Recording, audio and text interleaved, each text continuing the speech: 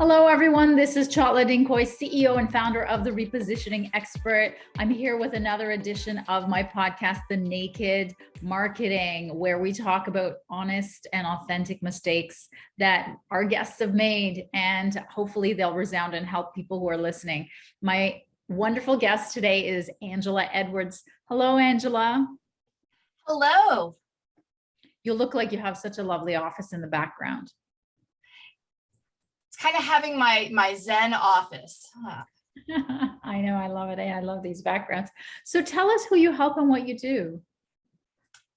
Well, I take owners from being overwhelmed, overworked, and undervalued to becoming strategic, productive, and profitable. Mm-hmm. And it's really that business owners, executives, they get so involved and so busy in working in their business that they don't have time to work on their business. And they get bogged down with wearing too many hats, trying to grow their business and deliver their end product. I went through that when I started my business, and I started out in project management. And I realized this really applies to business owners. So I can show them how to avoid pitfalls, really ignite a spark and let their sparkle shine through. So were you in the corporate world before in project management, and then you decided to leave like I did, or how were you born an entrepreneur? I like to say a little bit of both because I come from an entrepreneurial family. Nice. And I decided to take the corporate path in project management, got into IT with project management. Then I realized I really liked doing consulting. And then I realized, well, I should start my own consulting business providing project management services in IT, which was where I started way back in 2007. Sometimes it shocks me to say 2007. But then I realized as I started doing that, I had people come to me with small businesses and said, really, you can solve this problem for us or my friend, or you've done such a great job here. I want to recommend you to do this. And I realized there was a whole nother market with small businesses that had nothing to do with IT. So I really started studying that and realizing all of the things that I had learned from bringing my business forward and getting to that point, and moved to actually only working with small businesses, stepping out of the IT space and leaving that behind. So what is the most expensive problem you're solving for these guys? Is it the systems in the background? Is it, client acquisition? Is it client retention? Like, what is it that what project management does for them helps them solve the most expensive? I say it's all about scale. Okay. And typically what my clients are facing is that they've gotten to this point and they have decided that they want to grow from the point that they're at to the next point. And in their minds, all they have to do is work harder to increase the numbers. And that's not necessarily true. I always say what got you to the point you're at now is not going to get you to the next point where you want to be. So taking a step back and looking at that and looking at all of the things that they're doing and looking at what it's going to take to get to that next point and what they're going to have to change in their business and with their processes and their structure so that they can get to that point and get there successfully, meaning that they are ready for that growth when it happens. A lot of times businesses grow and they can't handle the growth. So, I mean, that's such a good point. Now, is there a success story that comes to mind of who you've helped that's gone from like disaster to, through your help, this Phoenix Rising story? I have a business and I'm trying to kind of strip out some of the things about the business, not to be so obvious, to keep confidentiality here.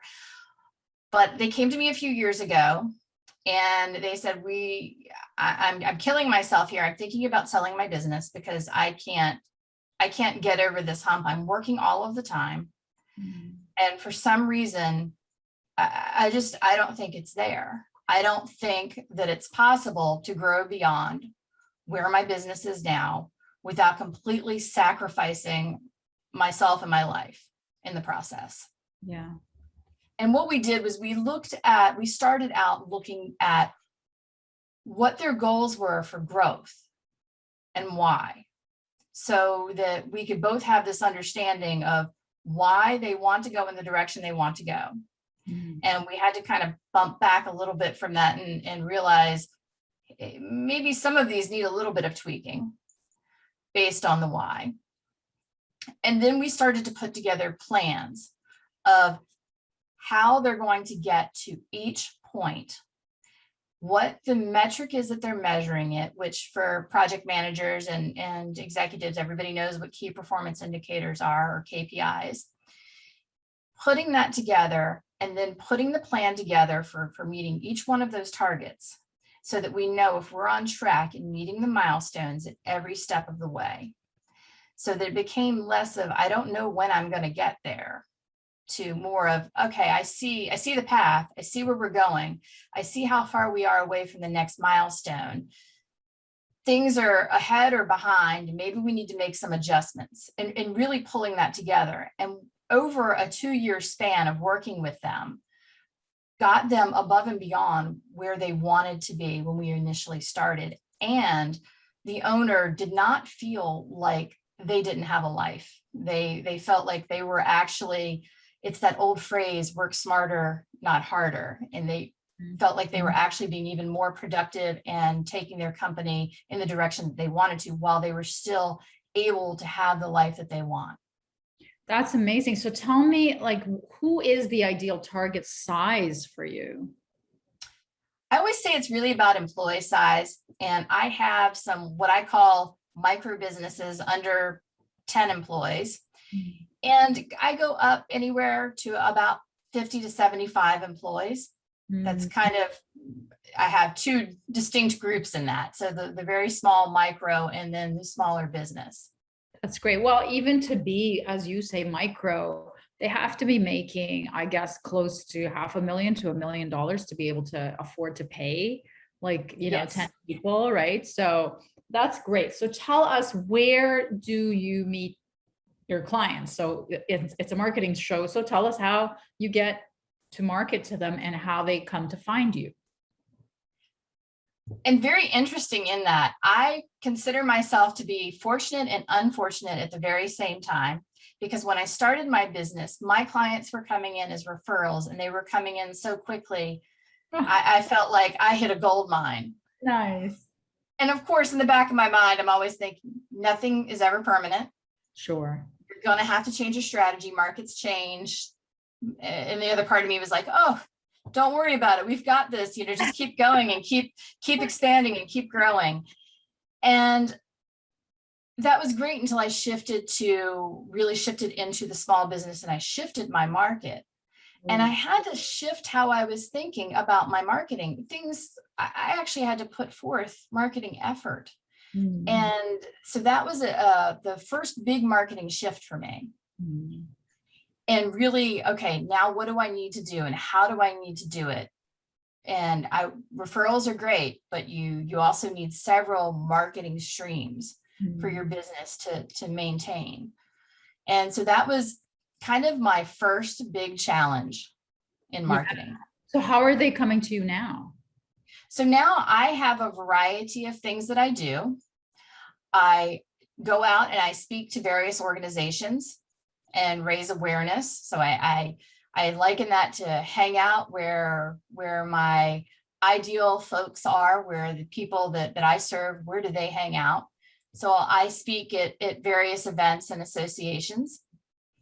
The other is locally, I have started teaching some small workshops and helping out in the area. So that's getting me the local interest and raising awareness at that point. I've also started with something new that I've started doing is working my online presence. And I now have some folks on my team helping me with social media marketing that we're just now starting, which seems kind of odd to talk about it in this day and age, that we're just now starting social media marketing. Depends on if your target is there or not. It really isn't strange. So don't worry about it. If your target is Right. there, they're there. If they're not, they're like my target, multi-million dollar CEOs are not trolling social media, they're barely present on LinkedIn. So don't feel bad about it, but that's amazing. How have you found that whole speaking circuit since the beginning of COVID? I mean, for me, it's disappeared, and it's slowly virtually coming back, but the conversion rates are like a tenth of what they were in person. How are you finding it? It's similar. So before I went, I was speaking a lot. Mm. And this goes back about 5 years. It seemed like I was always speaking. And then I decided about 2 years ago that I would take some time off from speaking. I was speaking so much. And I said, well, I'm going to take a little time off, take a year off, deal with some other things that I've got going on. And I was speaking very little. And then, of course, COVID hit right when I'm starting to ramp up with speaking. The universe heard you. Yeah. And so I'm always like, okay, well, that's okay. We'll go ahead and shift and change focus. And I started reaching out to people that I knew who were having events, and they were starting to have them virtually, and they were trying to figure out, how do we work in this virtual world? Yeah. How am I going to have events? It's not a one-to-one from being in person. We don't do the same things to being virtual. And I'm finding with the virtual more of late, because I think people are getting very accustomed to it now that we're well over a year into it. I find that virtual means that people on the other end are likely multitasking, because they Yeah. have to do something, they have an obligation, but they want to hear what's going on and they want to connect with people. So the challenge for me is, how do I gain their attention and hold their attention? Oh, And also, know that there might be a little bit of a lull, not because I don't have their attention from anything that's presented, but because they've received a phone call or an email that they need to address because they are on call, but that still allows them to attend the event. So that, I think, is challenging. I've seen my conversion rates initially, they dropped in the very beginning, and I've seen they've started to come back up, the more virtual events that I've done. So I haven't found what to attribute that to. I'm not sure what's going on there, but I'm still looking at it and analyzing it. So it's interesting that you mentioned that. yeah, that's wonderful. So this brings us to the big naked marketing question of, what was your, biggest mistake or most expensive marketing mistake since, I think you said 2007 that you launched your company? And since 2007, when I was doing a lot of project management, I mentioned I was fortunate. I had it rolling in, and all I had to do was make sure I had resources, and we did the work. It was great. And then it changed when I shifted focus. And I thought, okay, well, I need to get smart about marketing. So let me go study it, and let me see who the experts are, and let me take lots of classes, participate in things, read. The internet is such a wealth of knowledge, and that can be a double-edged sword. You can read a lot, and you can read a lot of great things and a lot of bad things, and you can become overwhelmed.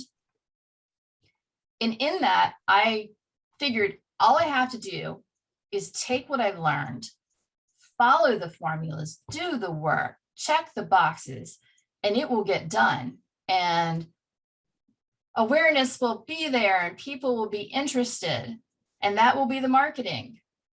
And then they'll want to talk to me even more.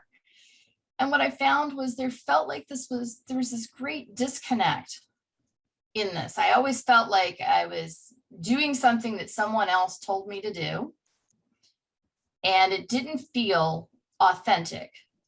And I think, being a speaker and speaking a lot, if something doesn't feel authentic, people can't relate to it.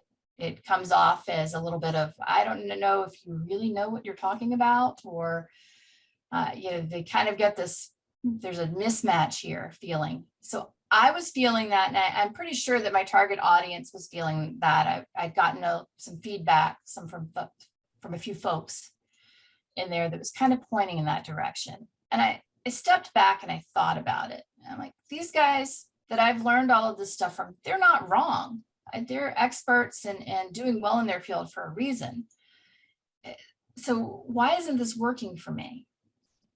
When I started to think about why isn't it working for me, I kind of had this aha moment that I need to make it mine. I need to make it that it's got my flavor, my personality, my company's flavor and personality in that. And how would this be if I were creating it? So what I did was I stepped back and I kind of did an unthink about what I was thinking about marketing and then, of course, sales. And I realized I was so focused on all of the frameworks, all of the funnels and making sure the funnels were correct. And I needed to think of it more as a framework. And I needed to think of it as outreach versus marketing. Because in my mind, marketing just I wasn't connecting with that word. And that sounds so strange, but it wasn't the word that was working for me. And when I thought about it and changed it to, this is outreach. I'm one of the people in my company who does the outreach. I talk to people, I find out what's going on. And I have a framework for how I talk with them when I go out and I speak with people and how I'm introduced to them, how I meet them, where I meet them, and understanding their concerns. And then where does that take us?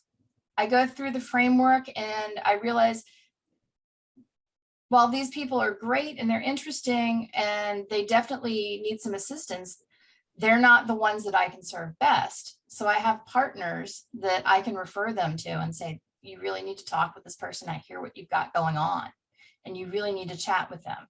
So I'm still serving them, but I'm sending them in a different direction. That way that I can focus on when I have those ideal folks, I tell them, I've got some things I really need you to take a look at and let me know how you feel about it so I can bring them further into the marketing process. And then when they're ready, we can talk sales. That's great. So I think I'm getting clearer because we did talk a little bit earlier about what this, the marketing mistake was. And I think, were you taking online courses? Yes. Okay. And I attended some different things in person and I had a mix of all sorts of things. But you never had a dedicated one-on-one coach who did a custom strategy for you? I did toward the end. And that was kind of when I had this shift of, oh my gosh, this is not it. I need to start thinking about this in a different term and moving it toward what I actually do. Yeah, no, because I was wondering if, because you referred to the word funnels and that's usually used for online funnels and, like the Russell Brunson and he, I learned about online funnels from him, but the disconnect that I see with coaches and consultants like us is that, what you told me, what's working for you more right now is the speaking. So, the in-person speaking or the virtual speaking or teaching.